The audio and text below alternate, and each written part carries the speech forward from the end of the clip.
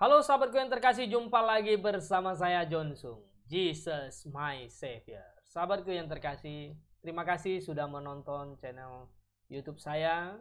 Kiranya penjelasan firman Tuhan yang saya sampaikan boleh sungguh menambah pengetahuan dan wawasan Anda di dalam mengikut Tuhan. Saya berdoa kiranya teman-teman semua dalam keadaan sehat, tetap di dalam pemeliharaan Tuhan. Tuhan berkati dalam segenap pekerjaan, sekolah, atau apapun yang sedang dilakukan. Jika ada pertanyaan atau hal yang ingin diketahui mengenai kebenaran firman Tuhan, silakan sampaikan pertanyaan Anda di nomor WhatsApp saya atau kontak saya di Facebook, YouTube, atau di Instagram saya. Baik, sahabatku yang terkasih, saya diminta untuk menanggapi video ya. Ustadz, ini cuma video lama ya. Bagaimana kelompok Islam menafsirkan Ulangan 18 itu adalah Nabi Muhammad katanya. Nah, mari kita lihat sebelumnya video yang akan mereka katakan. New Testament, it's mentioned in the book of Deuteronomy, chapter number 18, verse number 18.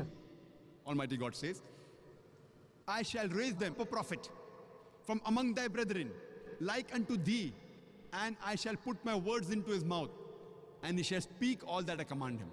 This prophecy, which is mentioned in the Old Testament. Oke, ya. Jadi, sahabatku yang terkasih, ini ya saya singkat saja ini mengenai nubuat dia ini ya.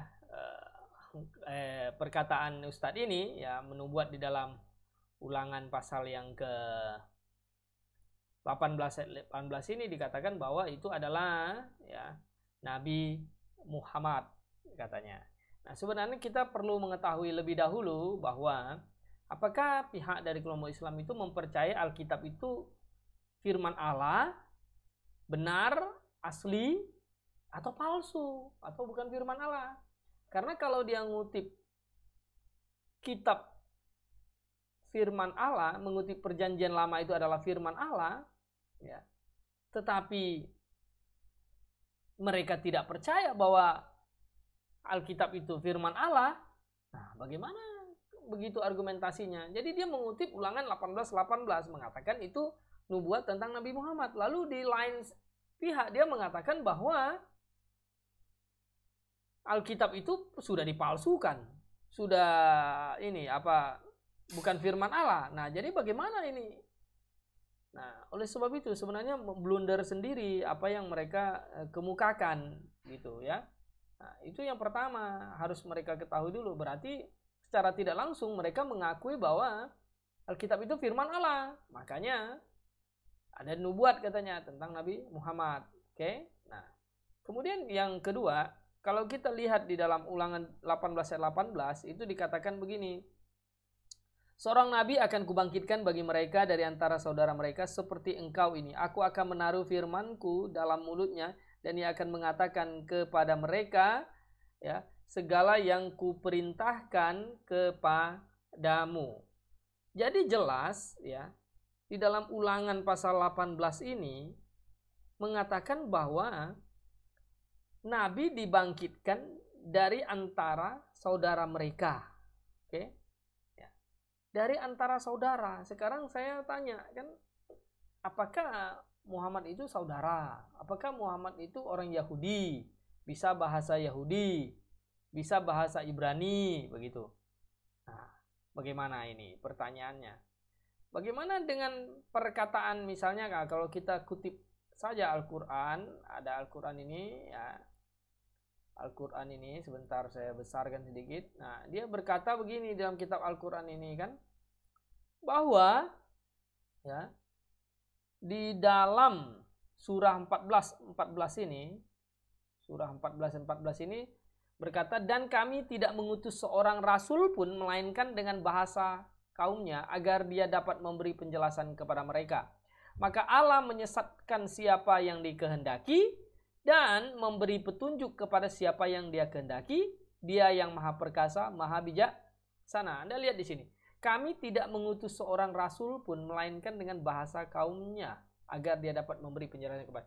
Ini kan maksud ayat ini kan sudah jelas bahwa dalam kitab surah 14 ayat 4 ini bahwa Allah tidak pernah mengutus rasul, mengutus nabi ya, kepada bangsa ya, yang dia sendiri tidak bisa bahasanya gitu loh.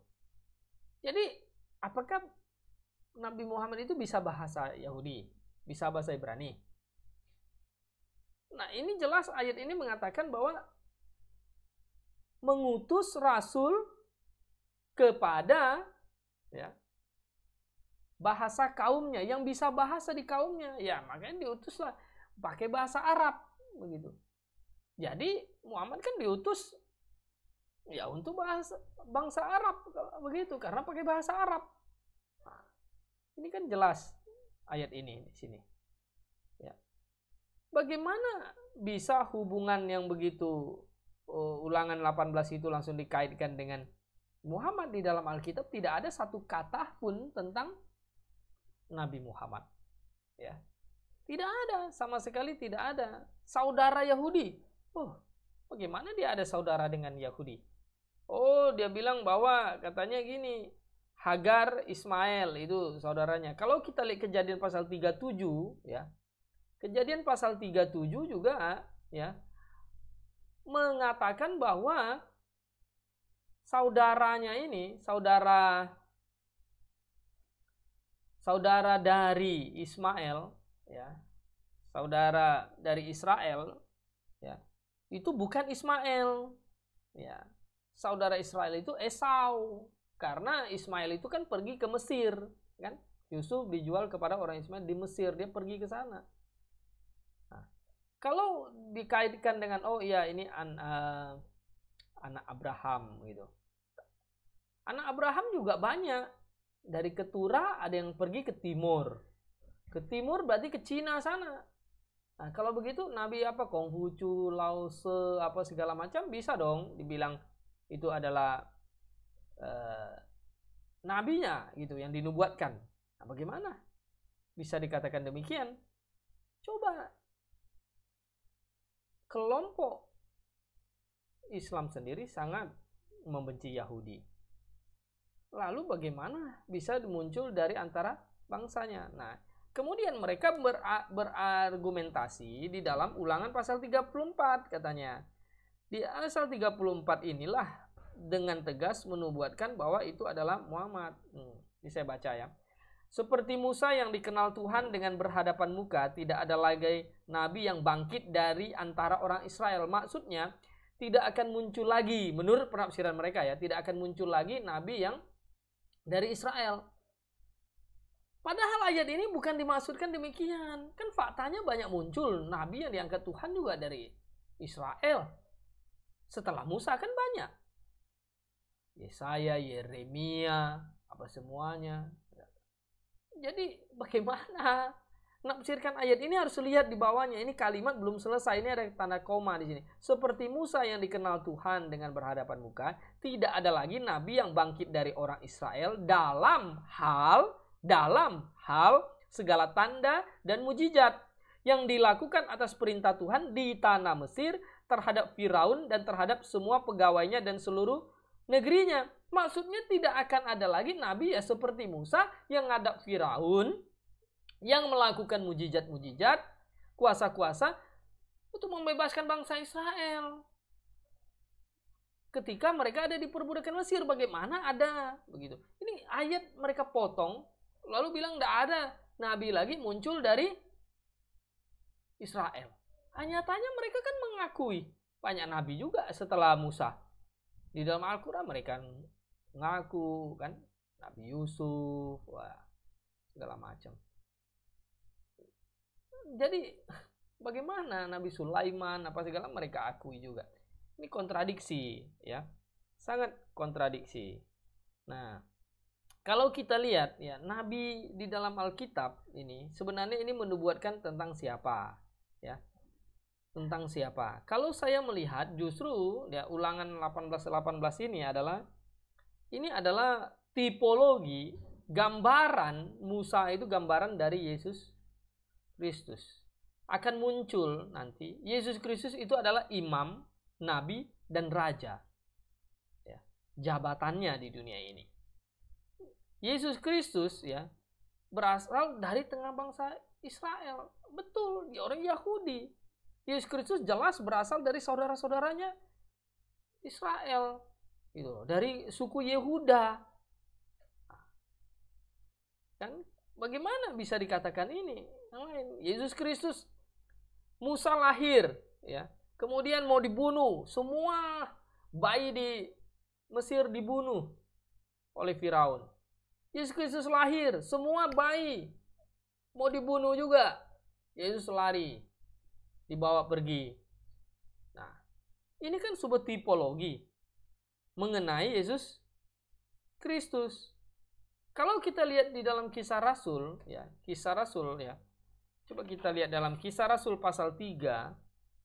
Ya, Kisah Rasul pasal yang ketiga ayat yang ke-23 ya. Ya, kita lihat Kisah Rasul pasal 3 ayat yang ke-23 bunyinya demikian. Ya. Dari ayat 22, bukankah telah dikatakan Musa, Tuhan Allah akan membangkitkan bagimu seorang nabi di antara saudara-saudaramu sama seperti aku, dengarkanlah dia dalam sesuatu yang dikatakan kepadamu, dan akan terjadi bahwa semua orang yang tidak mendengarkan nabi itu akan dibasmi dari umat kita, dan semua nabi yang pernah berbicara mulai dari Samuel dan sesudah dia telah bernubuat tentang zaman ini, dan seterusnya. Jadi ini adalah kisah bagaimana ya khotbah Petrus di Serambi Salomo pada waktu itu, bagaimana Petrus meyakinkan ya orang-orang Yahudi bahwa apa yang mereka lakukan, mereka salibkan Mesias itu, ya, itu adalah yang sudah dinubuatkan di dalam Perjanjian Lama. Nah, itu kan jelas sekali. Ya.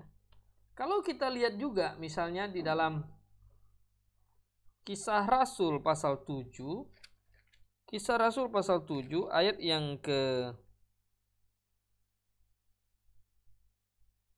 37, Musa ini pula lah yang berkata kepada orang Israel, seorang nabi seperti aku ini akan dibangkitkan Allah bagimu dari antara saudara-saudaramu. Musa inilah yang menjadi pengantara dalam sidang jemaah di padang gurun, dan seterusnya. Jadi ini adalah pembelaan Stefanus ya kepada imam besar semua, karena waktu itu mereka mau membunuh dia ya, mau menangkap dia karena dia menjadi saksi Kristus. Kemudian Stefanus menceritakan sejarah, ya, menceritakan sejarah bagaimana ya, nubuat tentang Kristus di dalam Perjanjian Lama. Nah, jadi justru akhirnya Stefanus dituduh menghujat Musa katanya. Maka Stefanus itu kan memberikan argumentasinya. Ya. Jadi sahabatku yang terkasih, bagaimana kita bisa mengatakan misalnya itu adalah Muhammad, itu dari mana? Oh, lahirnya misalnya. Ya, Muhammad lahirnya bagaimana? Nah, punya istri banyak. Nah, matinya katanya pembuluh nadinya diracun, mati, putus. Oh, menguasai segala politik itu Palestina, apa segala macam. Apakah lalu itu menjadi dasar bahwa dia menggenapi nubuat itu? Ya, itu banyak. Kalau begitu ya jenderal-jenderal apa segala kaisar-kaisar menguasai segala negeri dengan berperang, ya banyak kalau begitu. Nah, jadi sahabatku yang terkasih dimanapun Anda berada, argumentasi yang diberikan saya lihat tidak masuk sama sekali gitu ya. Jadi bingung juga saya mau menanggapinya, ini sangat tidak kuat tapi dicocok-cocokkan gitu loh oleh ustadz juga yang di Indonesia. Bagaimana begitu ya? Kiranya penjelasan ini yang ya simple ini memang simple, sebenarnya jawabannya sangat simple, sederhana. Oke, dapat membantu kita untuk melihat kebenaran firman Tuhan lebih dalam lagi. Bersama saya John Sung, Jesus my Savior.